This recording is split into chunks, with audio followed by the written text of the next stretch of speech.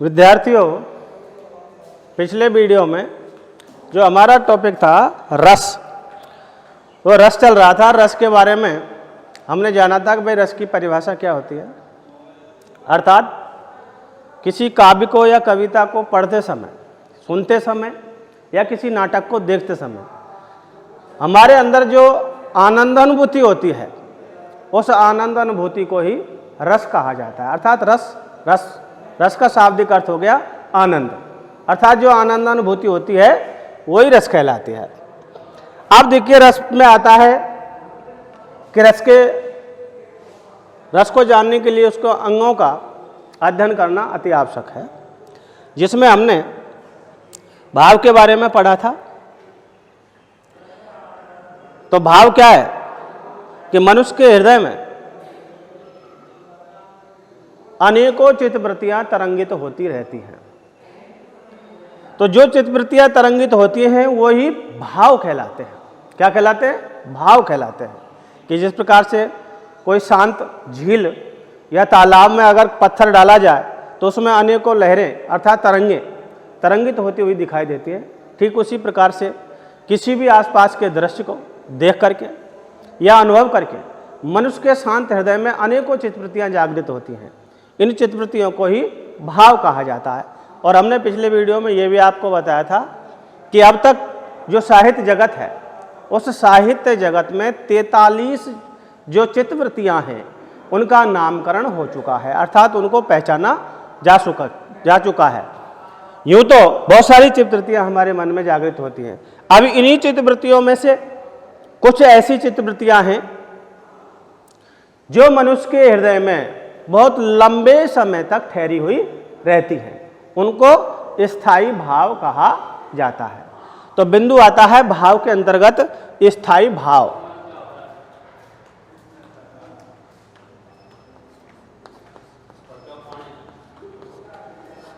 स्थायी भाव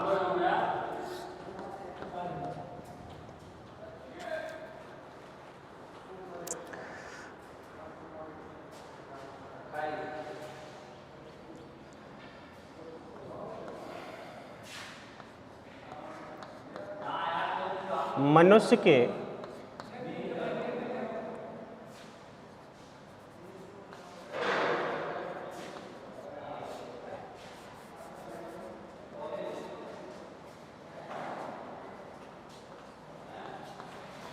हृदय में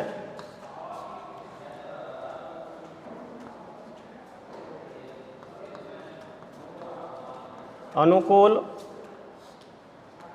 एवं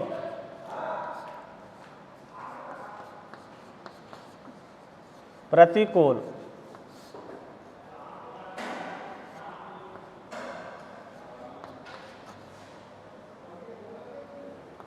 स्थिति में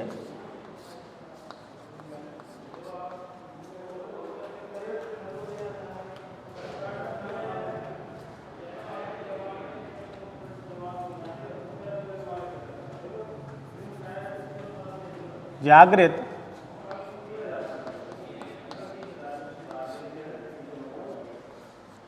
वे चित्तवृत्तियां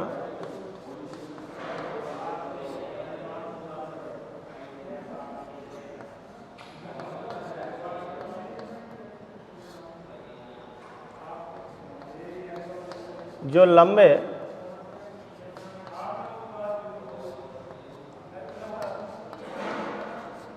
लंबे समय तक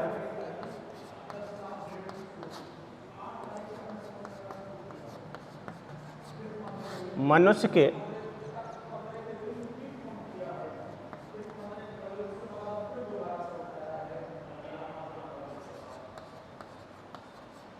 हृदय में बनी रहती है, बनी रहती हैं।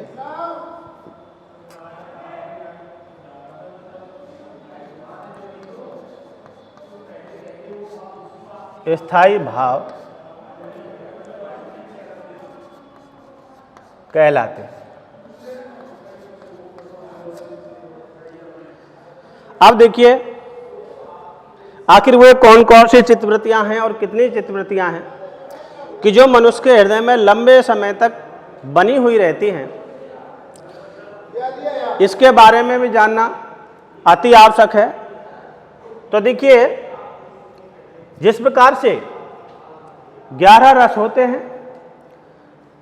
11 ही चित्तवृत्तियां ऐसी हैं कि जो स्थायी रूप से या फिर लंबे समय तक मनुष्य के हृदय में बनी हुई रहती हैं। अब वो 11 चित्तवृत्तियां कौन कौन सी हैं? तो देखिए, एक तरफ को मैं रस का नाम लिखूंगा और दूसरी ओर उसका जो स्थायी भाव है उस स्थायी भाव का नाम लिखूंगा। तो इस प्रकार से इनको आप चिन्हित करते जाएं या उनका फिर स्क्रीनशॉट लेते जाएं।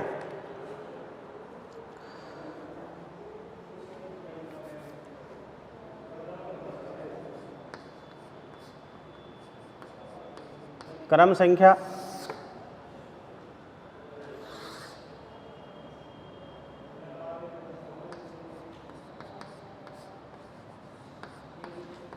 रस का नाम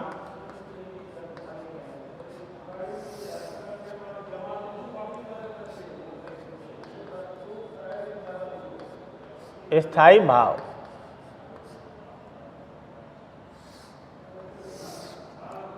इस प्रकार से ये सारणी हम बना लेंगे। तो देखिए, जैसे क्रम संख्या 1 और क्रम संख्या 1 पर हमारा जैसे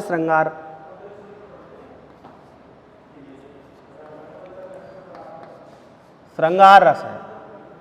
क्रम संख्या 2 पे जैसे हमारे यहाँ हास्य रस है।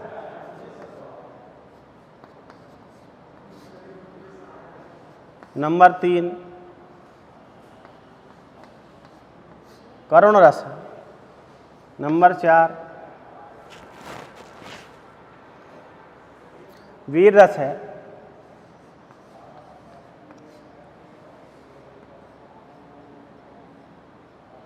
नंबर 5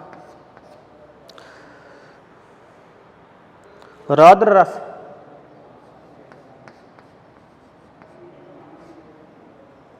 नंबर 6 भयानक। नंबर 7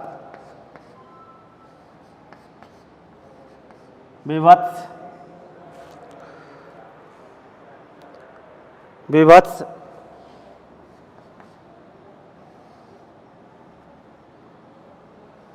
नंबर 8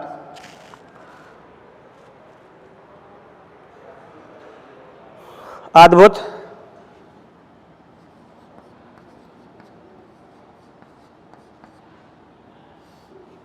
नंबर 9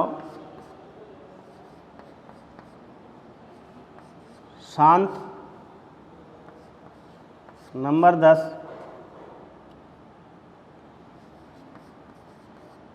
भक्ति। और नंबर 11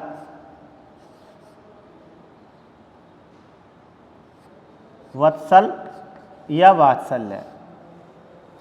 इन्हें दोनों ही नामों से इनमें थोड़ा सा यहाँ कन्फ्यूजन है। जो काफ़ी जगह व्याकरणाचार्य हैं उन्होंने रस को वत्सल रस माना है और इसके स्थायी भाव को वात्सल्य माना है, जबकि कुछ ने रस को वात्सल्य माना है और स्थायी भाव को वत्सल माना है। सिर्फ यही फर्क है, अन्यथा इस प्रकार से इन रसों का वर्णन किया गया है। अब जो देखिए इनके स्थायी भाव हैं वो श्रृंगार का रति,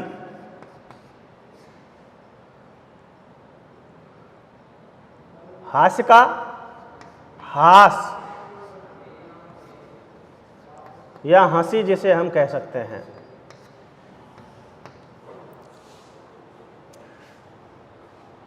करुण का शोक,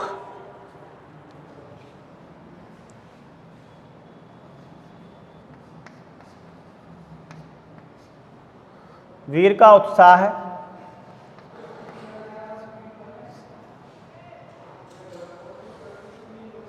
अगला है हमारा रौद्र, रौद्र का क्रोध,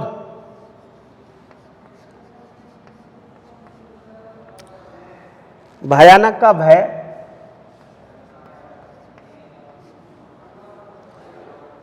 भयानक का भय, विवश का जुगुप्सा,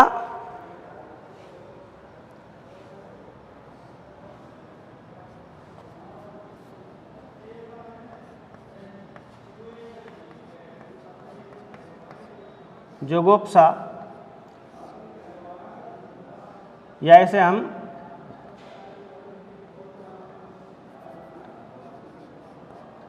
घृणा भी कह सकते हैं। क्या कह सकते हैं? घृणा भी कह सकते हैं।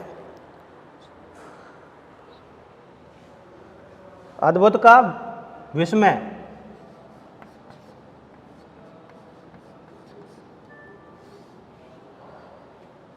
शांत का सम या समन भी कह सकते हैं।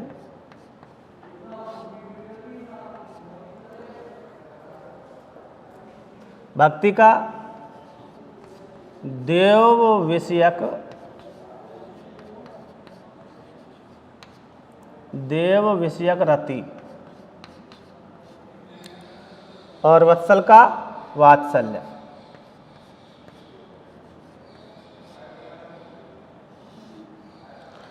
वत्सल का वात्सल्य। इस प्रकार से 11 रस और 11 रसों के ये 11 स्थायी भाव होते हैं। 11 रस होते हैं और 11 रसों के ये स्थायी भाव होते हैं। इसके बाद आता है आप लोगों के, अब देखिए आखिर रति है तो रति क्या है, इनको लेकर के स्थायी भाव है, इनको लेकर के हम एक एक को चलेंगे और एक एक के बारे में जानकारी प्राप्त करेंगे। तो यहाँ तक जो है, यहाँ तक जो हमने बिंदु लिखा है, जो मैटर लिखा है, इसका इस सारणी का आप स्क्रीनशॉट ले लें।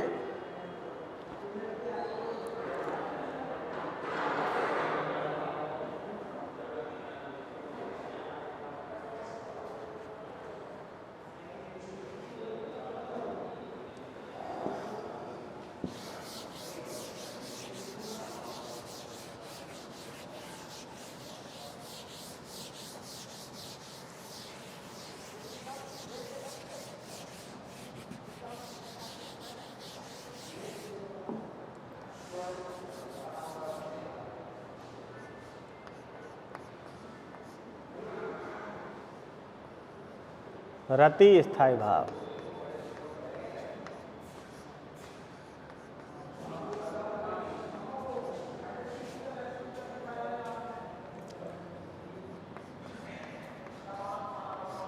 किसी स्त्री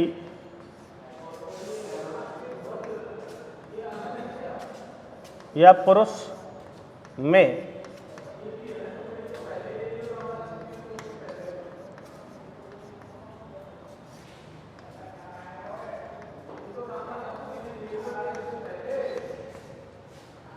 मिलन इच्छा से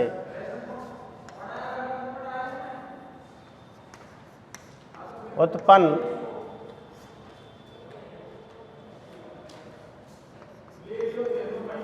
प्रेम भाव को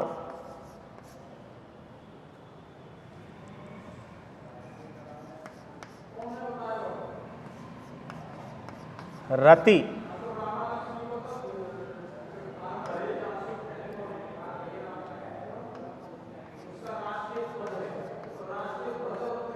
स्थायी भाव कहते हैं।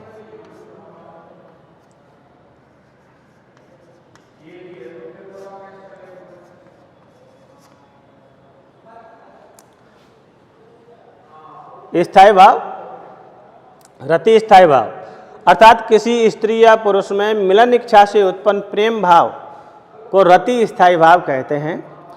तो देखिए कि जिस प्रकार से किसी भी युवा पुरुष की जब शादी होती है और शादी के समय उसकी जो दुल्हन आती है, उसकी प्रारंभिक छवि को जब वो प्रेम से निहारता है, वो प्रारंभिक छवि मृत्यु पर्यंत उसके हृदय में अटल रूप से उसी वो छायाकृति हमेशा उसके हृदय में बनी हुई रहती है। तो इसे ही रति स्थायी भाव कहा जाता है। दूसरा आता है आप लोगों के हास या हास। दूसरा है हास।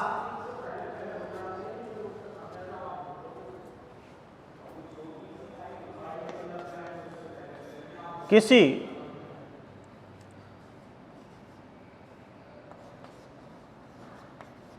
विकृत वाणी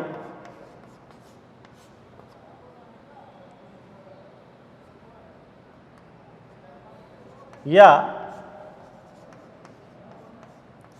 अंग भंग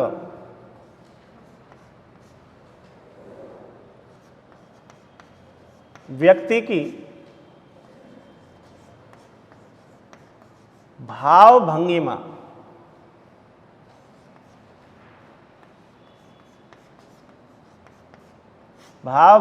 को देखकर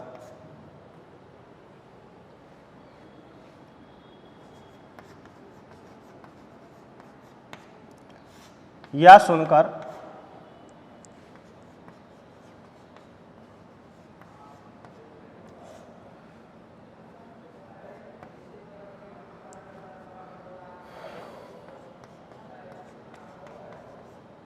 मनुष्य के हृदय में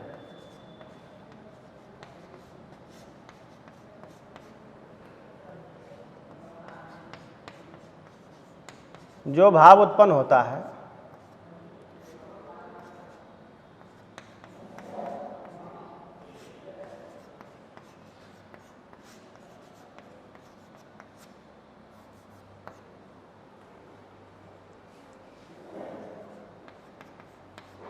उसे हास या हंसी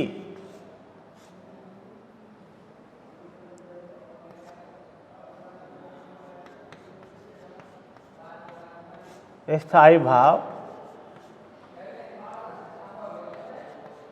कहा जाता है या कहते हैं।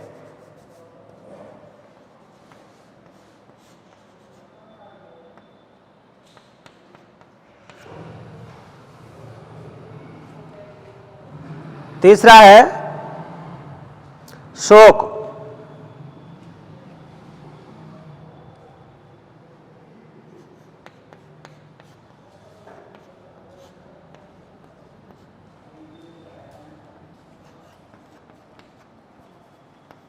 इष्ट वस्तु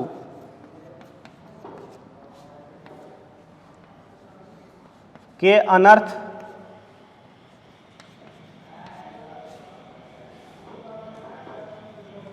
के भय से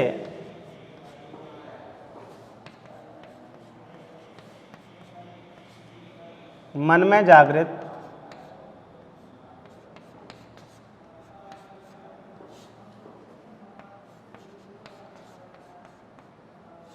चित्तवृत्ति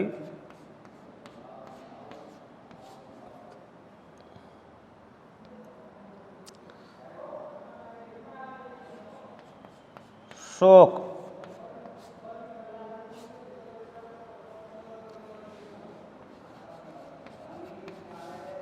कहलाती है।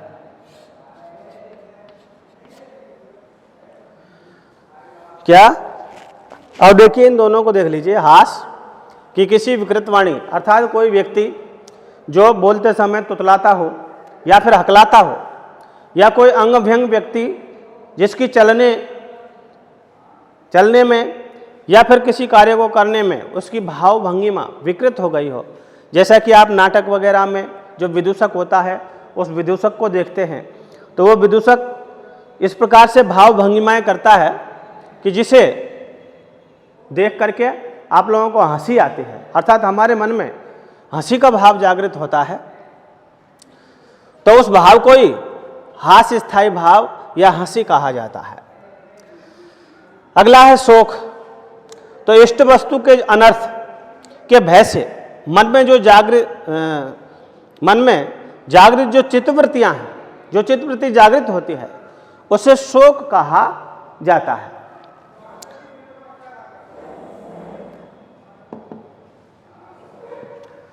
अब आता है अगला आप लोगों के उत्साह।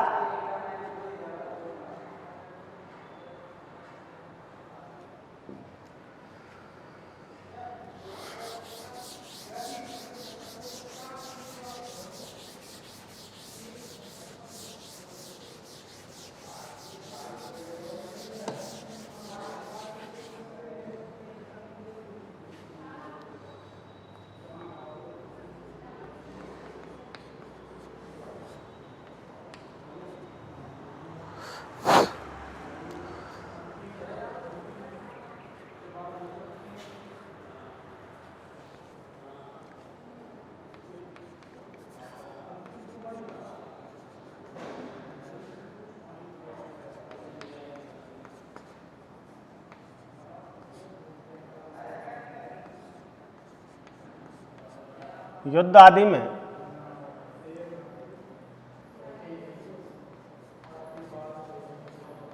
शौर्य पूर्ण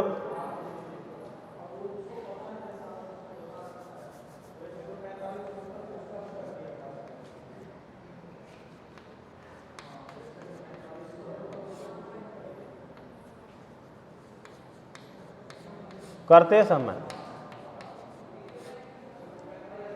युद्ध आदि में शौर्य प्रदर्शित करते समय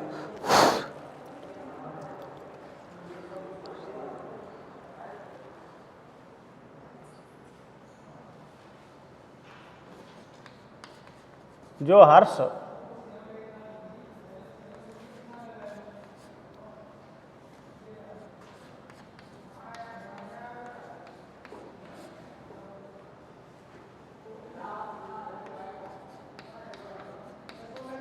जागृत होती है,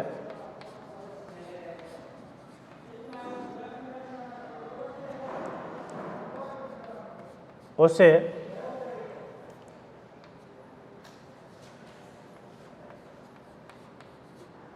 उत्साह कहते हैं।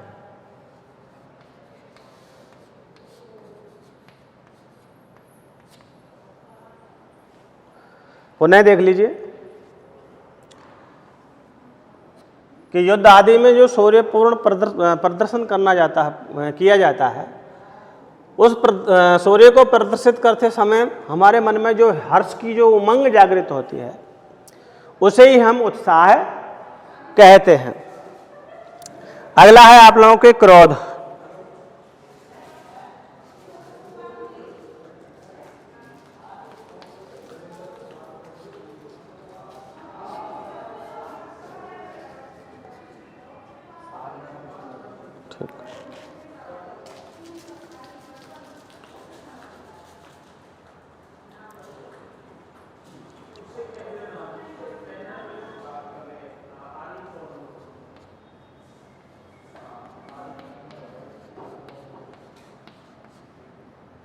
असाधारण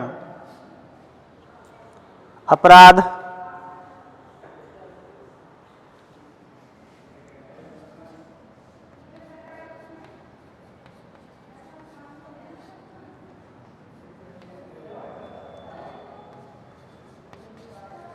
विवाद,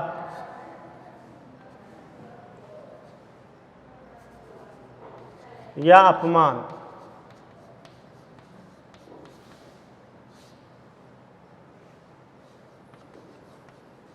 स्वरूप हृदय में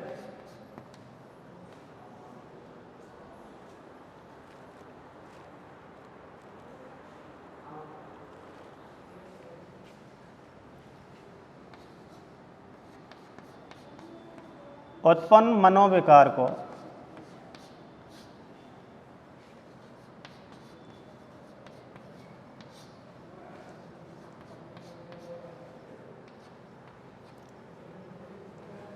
क्रोध कहते हैं।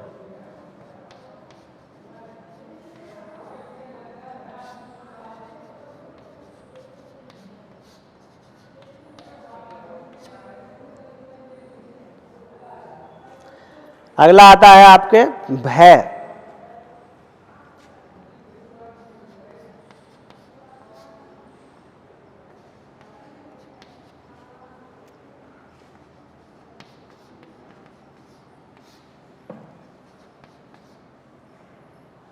किसी हिंसक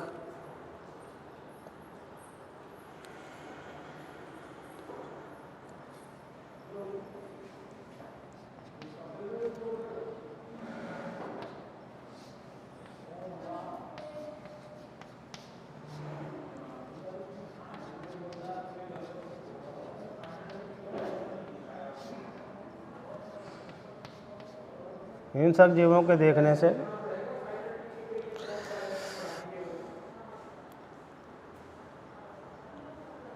महाअपराध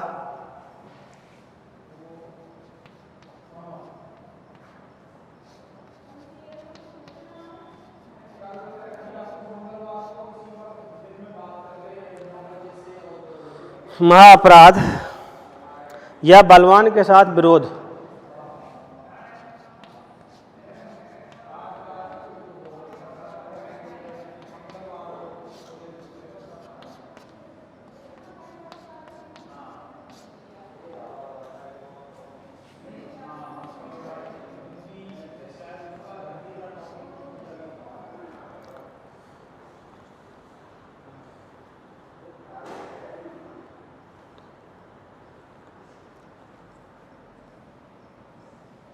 विरोध से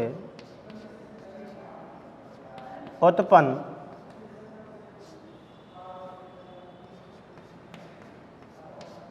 मनोविकार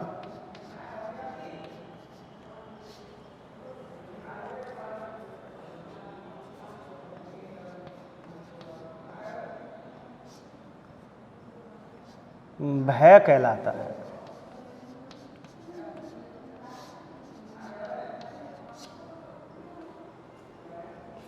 चौथा है अगला है आप लोगों के जुगुप्सा।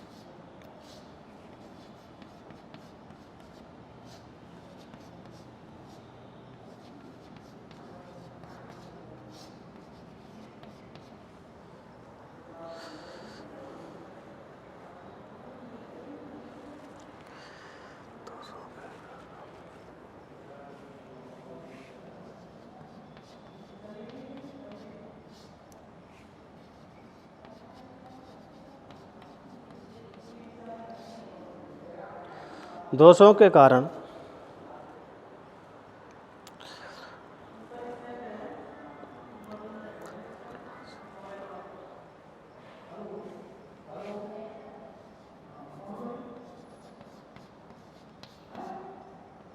घृणा से उत्पन्न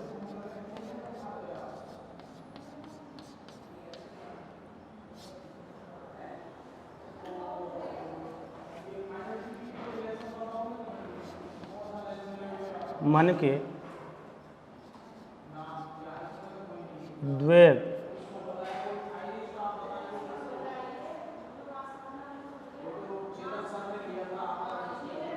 मन आदि के संकोच को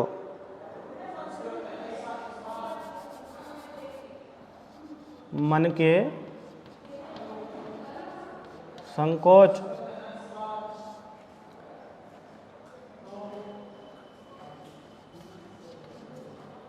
जुगुप्सा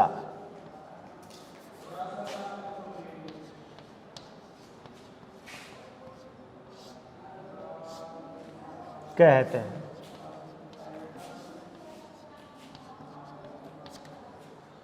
जुगुप्सा कहते हैं। अब देखिए यहाँ से आगे जो आप लोगों के स्थायी भाव हैं उनका वर्णन और जो रस के अन्य अंग हैं जैसे विभाव है, अनुभाव है, संचारी भाव है, उनके बारे में हम अगले वीडियो में पढ़ते हुए चलेंगे।